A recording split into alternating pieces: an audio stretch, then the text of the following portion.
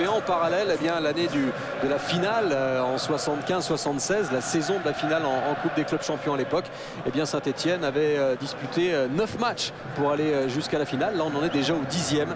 Voilà l'entrée des deux formations dans ce stade qui s'est vraiment bien rempli avec des magnifiques tifos comme d'habitude. On vous laisse savourer l'ambiance avant de découvrir la composition du Werder de Brême.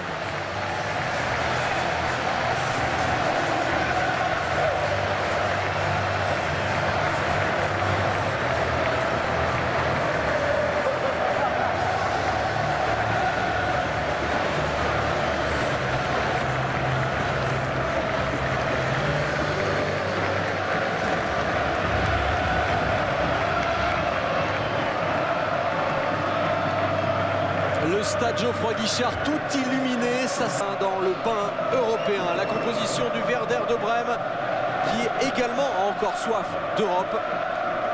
L'équipe, on aura l'occasion de revenir sur tous les problèmes extrasportifs qui peuvent régner dans cette équipe de Brême. Parce qu'il y a Diego également, on aura l'occasion d'en reparler, qui a eu quand même une saison particulièrement mouvementée. Et l'attaque stéphanoise avec Miralas. Qui a cherché encore Miralas, ce sera une sortie. On a vu la montée de Mertesacker avec une tête et voilà le but de Brême, inscrit dès le début du match par Prodel, le latéral droit de cette formation.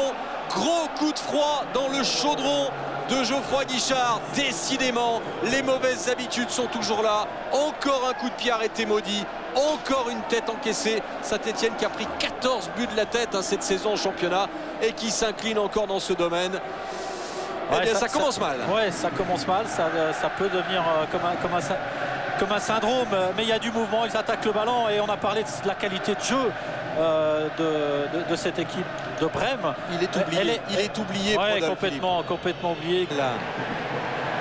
L'ouverture vers Matsui. Au cœur peut-être, Dernis, il a une bonne frappe, il a une très bonne frappe, c'est de côté. Elle est déviée. Ce tour de Gomis. C'est vrai que bon nombre d'observateurs s'interrogeaient sur la phrase d'Alain Perrin après Grenoble en disant il faut laisser filer la Coupe d'Europe, peut-être pour permettre aussi un relâchement du Werder. Ouais, je crois pas trop. Moi non plus, mais bon. Dernis, ça joue bien. Bonne combinaison, le centre. Et ce sera un corner obtenu par le revoilà Diego. 3 contre 3, quasiment à jouer pour les joueurs de Brême avec Pizarro. Pizarro, ouais, qui a cherché à envelopper son ballon. Diego.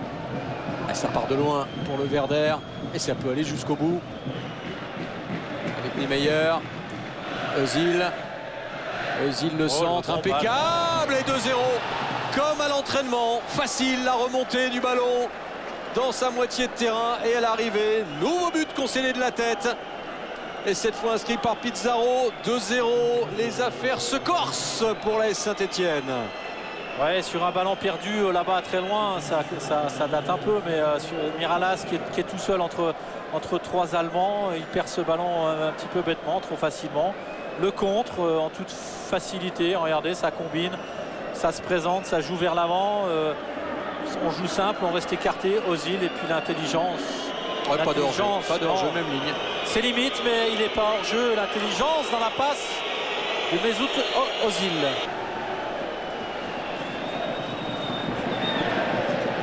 Benalouane, petite balle piquée pour Gomis. Gomis est sorti de viseux des 2 points.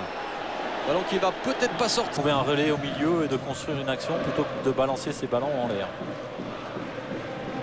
Attention. Oh, la ballon en retrait, Jeannot qui est sorti, grosse erreur défensive et c'est frappé ensuite et Bayal qui sereinement peut contrôler.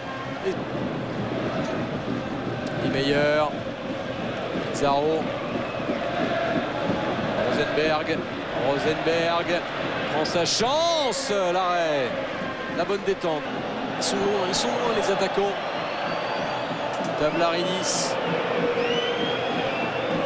Benalouane et la transmission est lente aussi. C'est souvent le porteur du ballon qui pousse son copain à faire un appel de balle alors que logiquement ça doit être le Miralas, frappe de Miralas, et de peu à côté mais petit décalage de Diego et frappe à suivre de Naldo. Voilà qui est fait, boum, et l'arrêt de Jérémy Janot, ce sera un corner. Pizarro toujours à la lutte avec Tavlaridis et toujours très près du gardien finalement. Ils sont bien tirés. Hein, ouais, c'est une très bonne stratégie puisque ça ce sera à 20h30, hein, pardon, j'ai dit 19h40, 20h30 demain les spécialistes. Dernier, ça a frappé et sans problème pour Viseux. Ouais, avec Bayal dans la surface. Est-ce qu'il va réussir à centrer? Oui, avec Grax pour son premier ballon. Et il a choisi de le contrôler et ensuite le tir qui est renvoyé. Tavlaridis, il faut insister, le centre, Grax peut-être, l'arrivée de Benalouane et le but. But pour l'AS Saint-Etienne. Oh, que fait l'arbitre? L'arbitre qui reste statique, mais le but est bien validé. Oui. 2-1, but de la tête de Yohan Benalouane.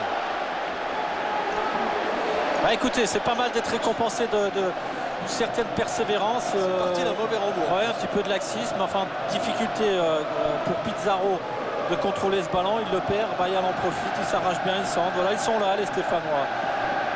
Matsui qui tente sa chance de loin, un ballon qui revient dans les pieds des Stéphanois, ils sont nombreux, hein, plus nombreux que les Allemands. Puis ce bon centre, bien dosé ici de Cédric Varro, je l'ai déjà fait, hein. Maintenant ça serait quand même une énorme faute professionnelle pour les le Verder, là pour le coup. Oui. Mais bon, c'est la coupe, c'est la Coupe d'Europe. Sauget, le centre de Sauget. Et peut-être corner. Diego. Et voilà ce jeu spontané qui a pu faire la différence avec Rosenberg.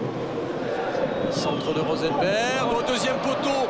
Énorme erreur de marquage. Pizarro. Diego va-t-il frapper? Diego. Sauvetage de Bayal. Quelle passivité dans cette défense. Comment Pizarro a pu se retrouver aussi seul? Soro. Tavlaridis. Et on continue d'écarter avec Varro. Varro et Sauget qu'on aura beaucoup vu sur des centres. Pas toujours très précis. Gomis qui a commis une petite main mais qui va frapper. Gomis. Oh, c'est au ras du poteau. C'est effectué par Payet. Sauget. Ouais, il prend sa chance. Sauget magnifique. Ça passe de peu au-dessus. Varro. Il a manqué de l'inspiration dans cette équipe stéphanoise et on imagine que des joueurs comme Payet, comme Milan auraient pu l'amener. Mais bon, ce sont des choix sportifs. Et on peut comprendre que la priorité effectivement ait été le championnat, même si Grax. Et bien voilà, 2-2. La défaite sera évitée. Sébastien Grax, un but en air de revanche. Joie très mesurée de Sébastien Grax et pourtant à l'intérieur ça doit bouillir, ça doit lui faire plaisir. Il marque quelques points. Eh bien Saint-Etienne ne va pas s'incliner ce soir.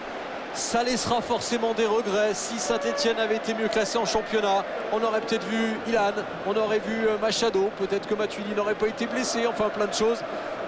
Et en tout cas, en livrant un non-match, Philippe, 2-2.